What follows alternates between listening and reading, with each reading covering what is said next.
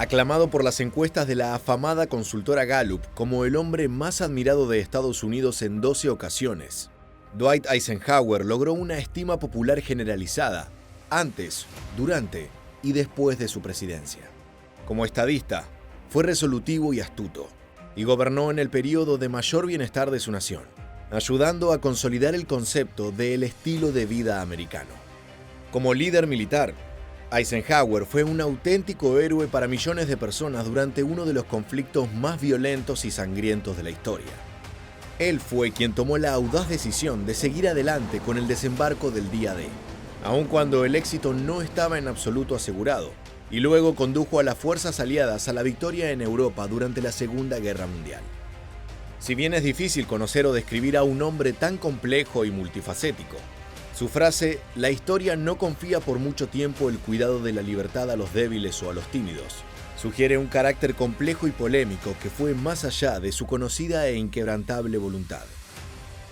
En el video de hoy, vamos a contarles las virtudes y miserias de Dwight Ike Eisenhower, un hombre admirado por el pueblo estadounidense debido a su resiliencia, visión de futuro, capacidad de organización y astucia diplomática, pero también cuestionado por su faceta menos conocida, el ordenar, promover y permitir crímenes de guerra contra sus enemigos.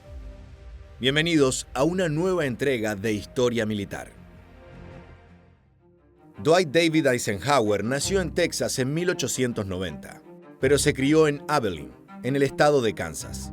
La pertenencia a esa ciudad del Medio Oeste era muy fuerte, a tal punto que forjó su ideal de estadounidense.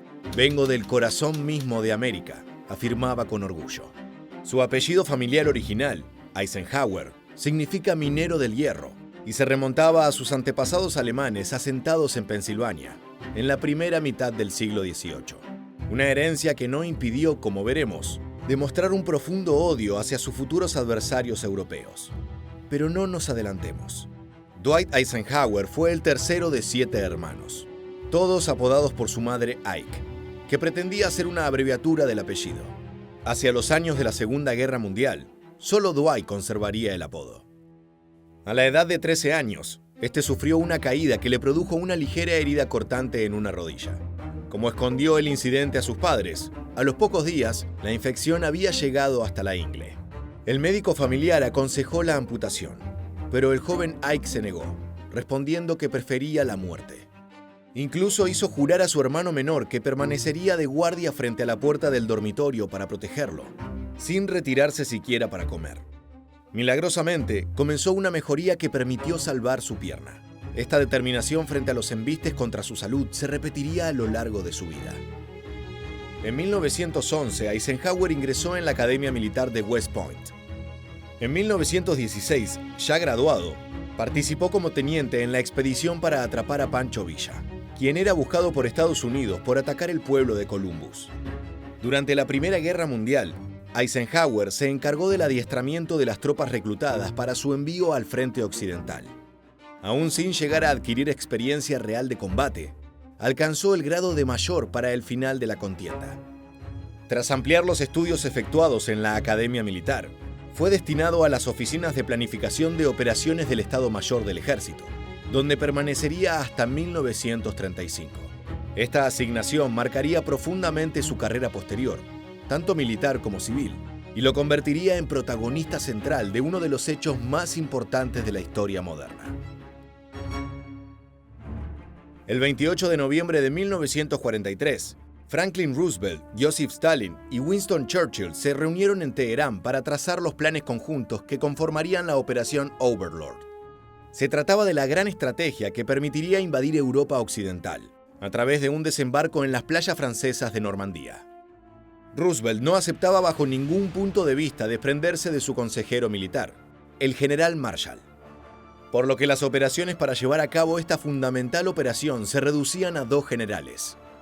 Por un lado, el férreo e implacable George Patton, con una temeridad y resolución inquebrantables, pero con un carácter volátil. Por el otro, Ike Eisenhower, astuto planificador y relacionista que ya había probado sus dotes de mando en las campañas en el norte de África e Italia, virtudes que prefiguraban su capacidad política. La mala imagen de Patton provocó que se le relegase, aunque se le encargó poner a punto un ejército fantasma, con el que se iba a encubrir la operación real, tarea en la que obtuvo un éxito total. De esta manera, Eisenhower se convirtió en el responsable de planificar las operaciones militares de la mayor operación de desembarco de tropas llevada a cabo hasta hoy en día. Para esta titánica tarea se tuvieron en cuenta innumerables factores, desde los climatológicos hasta la forma de abastecer a las tropas una vez desembarcadas, para lo que se llegó a diseñar los puertos Mulberry artificiales, e incluso un oleoducto que trasladó el suministro necesario a través del canal.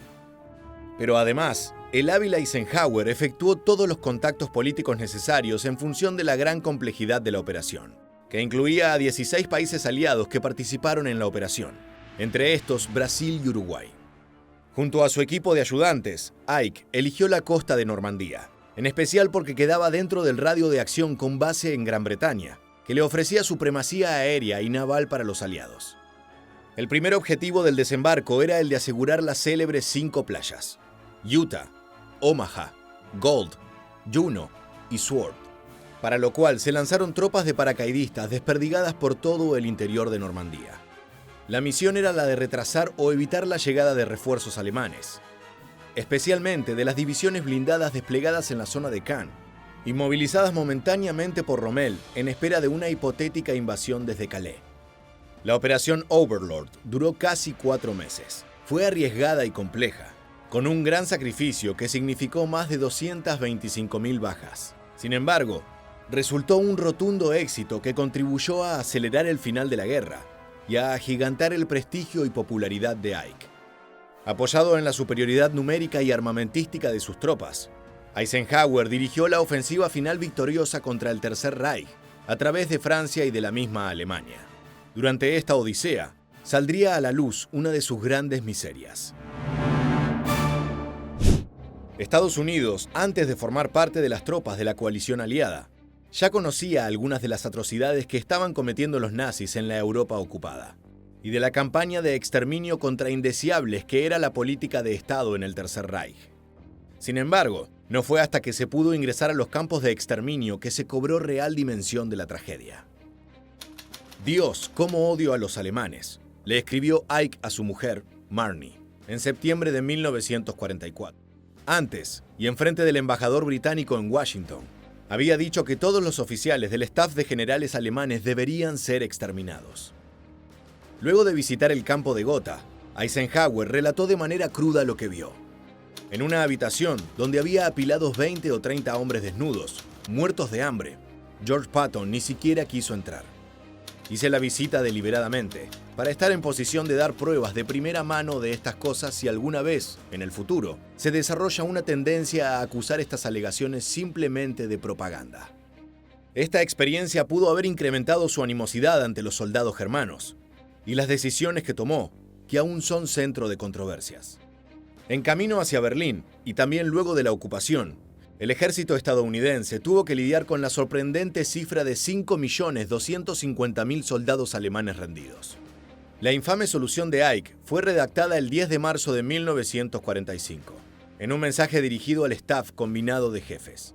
Recomendaba la creación de un nuevo tipo de prisioneros, las fuerzas enemigas desarmadas, quienes, a diferencia de los prisioneros de guerra, no serían alimentados por el ejército después de la rendición de Alemania. Esto era una directa violación de la Convención de Ginebra. El mensaje intentaba justificar la acción, declarando el compromiso adicional de manutención que conlleva el declarar a estas fuerzas prisioneros de guerra haría necesarias raciones en una escala igual a las tropas de base, lo que podría estar más allá de la capacidad de los aliados. El 4 de junio de 1945, un nuevo cable firmado a Eisenhower decía a Washington que era urgente reducir el número de prisioneros, que a la primera oportunidad había que deshacerse de aquellos que no fueran aptos para ser requeridos por los aliados. No es difícil comprender a qué incitaba este cable, y sin embargo las provisiones no eran un problema.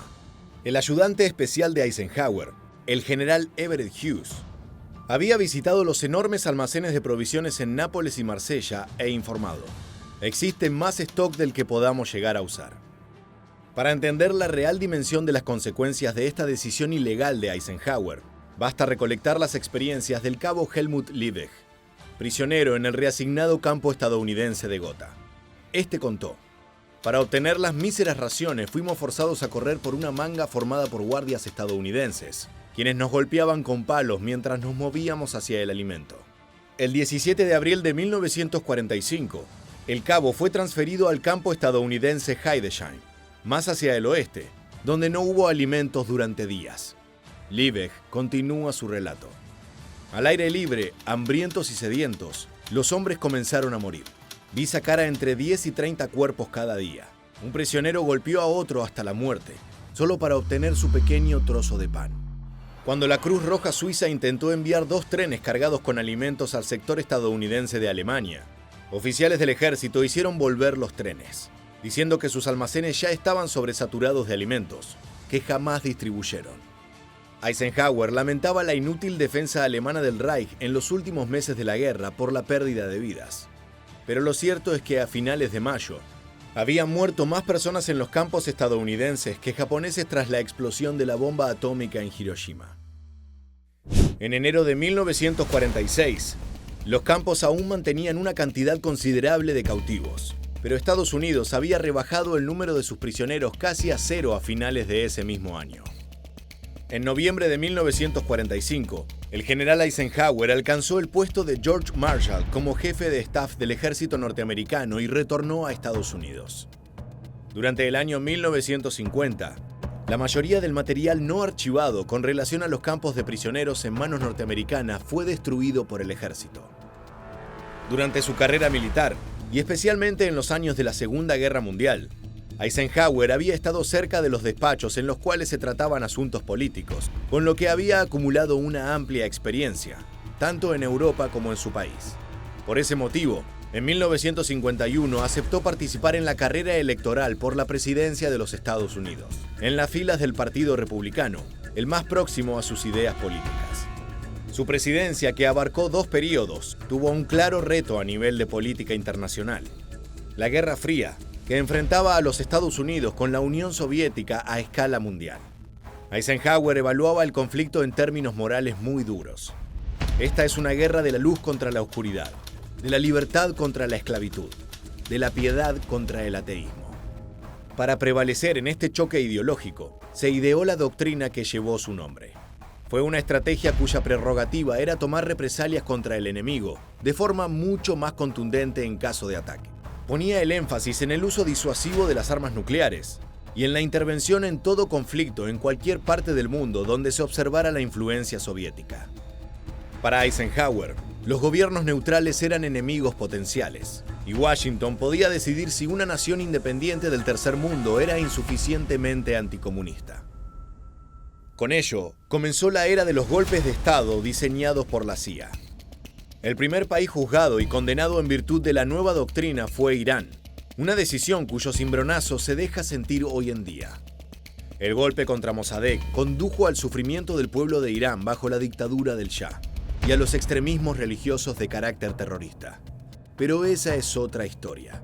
Tras 8 años liderando el destino político de su país, Ike Eisenhower se retiró a su granja de Gettysburg, Pensilvania, donde vivió hasta su muerte en 1969. Fue enterrado con su uniforme de la Segunda Guerra Mundial, y aunque fue uno de los militares más condecorados de la historia, solo tenía prendidas las siguientes medallas: la medalla al servicio distinguido del ejército con 3 racimos de hojas de roble, la medalla al servicio distinguido de la Armada y la Legión al Mérito. Para sus compatriotas fue el arquetipo del estadounidense, un hombre que desde muy joven había superado fatalidades a base de voluntad, trabajo constante y sentido de la disciplina. De hecho, fue un modelo de resistencia y resiliencia a lo largo de los años. Sobrevivió a una sepsis de joven, a una enfermedad intestinal crónica y a 2 ataques cardíacos antes de cumplir su primer mandato, los cuales deterioraron su salud, pero no afectaron su personalidad estoica. Su legado puertas adentro se puede resumir en la siguiente célebre frase, pronunciada justamente en su discurso inaugural como presidente.